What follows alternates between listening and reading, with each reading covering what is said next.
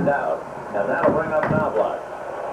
Well, certainly the way the series has gone, this is a very important at-bat to Chuck Knobloch. Somehow he'd like to get aboard and let Kirby Puckett have another swing. Puckett tonight has a single, a triple, a scoring fly ball. He is knocked in. Lee Brand in those 4 innings. He's like, oh my God. Reasonably well. Take it off my And pants. then finally surrendered a 3-run home run to Greg Gagne into Pete. I have a call Now down facing Travelers had a good night. Lee Brand delivers low, ball 2. Puckett tripled in a run and scored a run. I don't believe Fly this ball to game. knock in a run. Single and stole a base. Made a leaping catch. They got to beat off that 14 innings. Kirby's night. We need a happy ending. 2-1 pitch to the Minnesota center fielder is driven to deep left center field. Home run. Deep Mitchell, it is gone. Home run.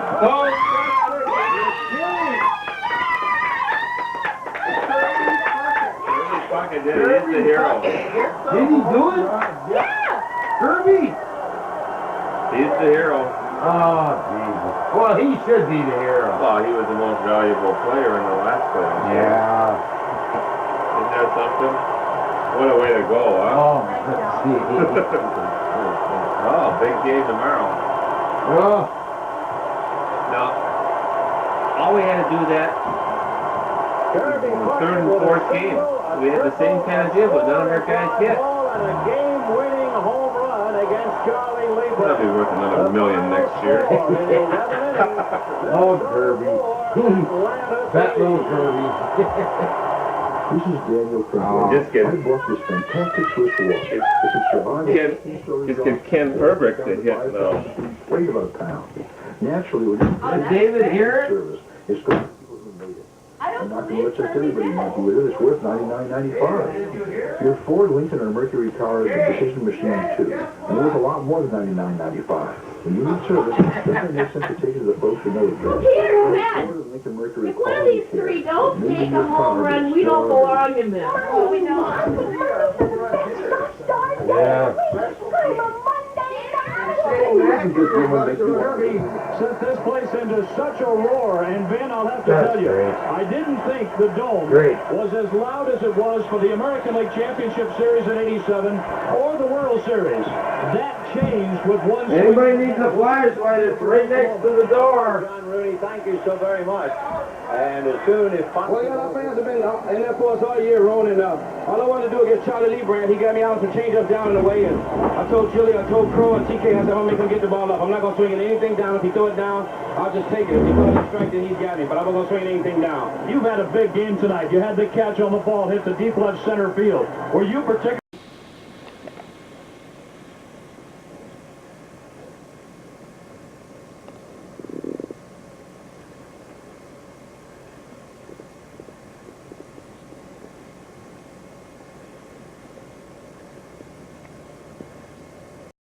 And what is not. Trish, is anything moving out there?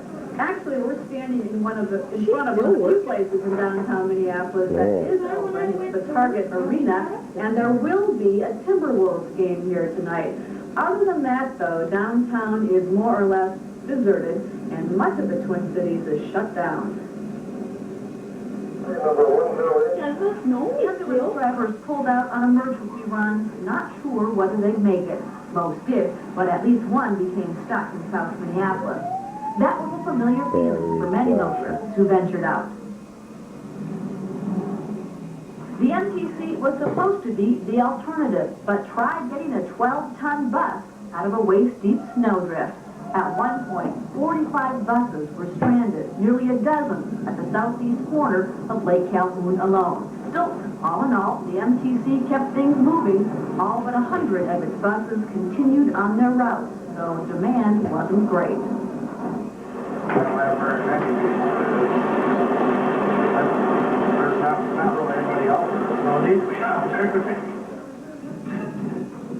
In truth, most people didn't need to be out.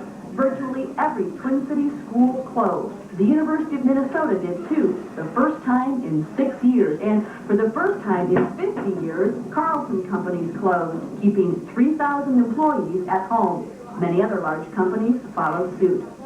And stores like Dayton's closed. That's serious. WCCO AM radio announced 1,700 closings in all. The U.S. Postal Service announced it would make a valiant attempt to get mail delivered. No, I knew they'd be working. We always were. I'll spare you the old cliche. And actually, some mail carriers couldn't make their rounds. And the Loop post office wasn't open. Who cares? Now coming back on in southern Minnesota, but we are told late this afternoon that 16,000 people are still without power.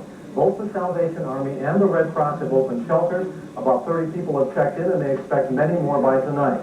The State Patrol advises no travel. So this is the Halloween megastorm. Interstate 90 from the South Dakota border is closed to eastern Minnesota. I-35 South is open, but travel is treacherous on those icy highways. And again, late this afternoon, we spoke with the State Patrol. They tell us no travel is recommended anywhere in the state. They say travel is extremely poor. The conditions are not good anywhere, so if you don't have to travel, don't. Don? It certainly has. In fact, that's been the most notable change in the last hour. The National Weather Service now has issued blizzard warnings for not only the Twin Cities area, but for a large chunk of central Minnesota. Let me show you this advisories map. Earlier today, all we had was just a little area down here in southwestern Minnesota where blizzard warnings were in effect, and now you can see that that whole area has been extended through us and really all the way up into northwestern Wisconsin as well. So we're in for a night of continued snow. We've already mentioned that we had 23.4 inches, an additional 2 to 5 inches with snow heavy at times here possible, and the winds will be gusting up to 20 to 40 miles an hour, maybe even stronger than that. Driving in this afternoon, I noticed it was really kind of eerie out there. You felt like you were all alone on those highways, and it's even going to get worse tonight. That's probably the best thing, because that's exactly what people should do, is stay home. Let me show you, first of all, our little forecast. Today we had snowing and blowing almost all day long. It's worsening out there, though. A high of 31 just after midnight last night, and our current reading, 27, is the low for the day. We still have snow and blowing snow with a blizzard warning in effect. We're going to drop down to 15 degrees. The winds will continue to increase. Don't venture forth unless you absolutely have to. Pregnancies, I guess, deliveries, things like that. Back to you guys. All right, Mike, thank you. Our crews have been out all day finding pictures of people just trying to cope with all of this snow. And we're going to try and show you as many of those pictures as possible. Here's some of them. Snowmobilers gassing up. The Delano pumps getting around Lake Calhoun on snowshoes. And Norman Barber blowing snow on English Park. We're stuck here. In fact, this is the worst in my life that I've Look ever how long seen. my driveway is, Dad. My driveway, look how long my dad. There's including factory cash backs. It's a myth that all the really good trucks have already been sold. We got extra 91. There are others in stock right now. Now's a great time to get a great deal. That's a fact. Now is a great time at your Bucky and GMC truck dealer. Yeah. Well, this is unreal. What a waste. Especially when They're talking like the app. I'm talking about What's the fat?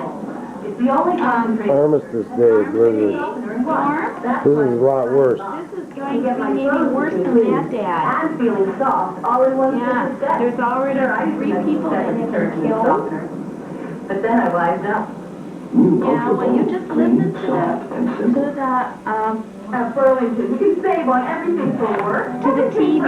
You listen to the TV, Dad. And too. Everything you want to wear is at Burlington for less. I know. Yeah. But, you know,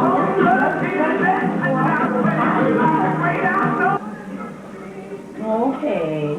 All right. Okay.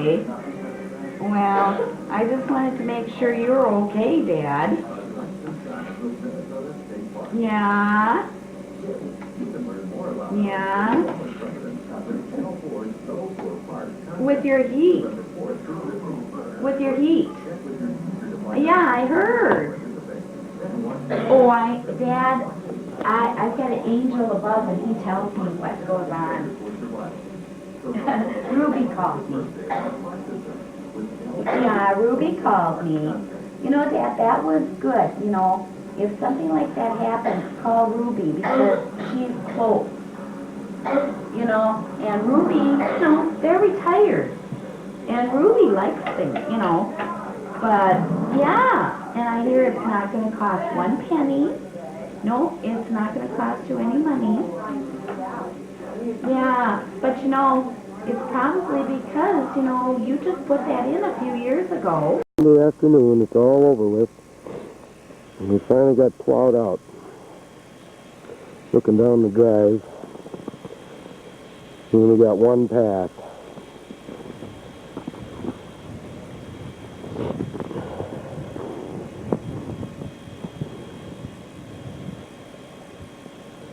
And look at the mercury.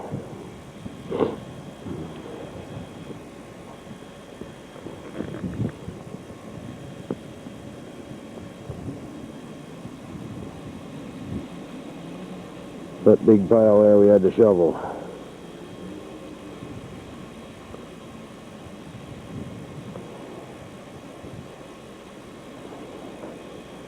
And look at the snow on that roof.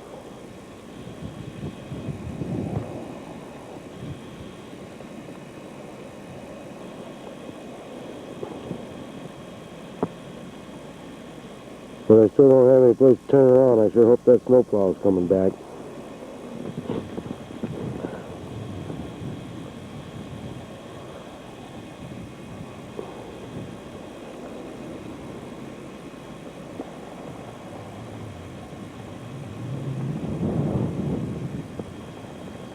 Sounds like those trees are going to be breaking off in the woods.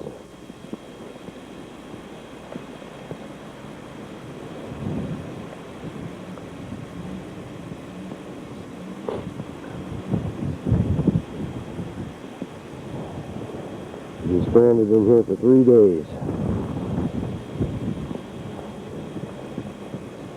And it snowed in.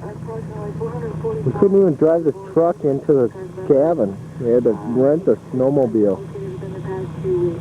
Unbelievable. Along the remaining diplomatic limbo is a question. The State Department doesn't want to send them back to an oppressive regime. The Immigration and Naturalization Services said the fear of decision allowing them to stay here will trigger an onslaught of illegal immigration proceedings.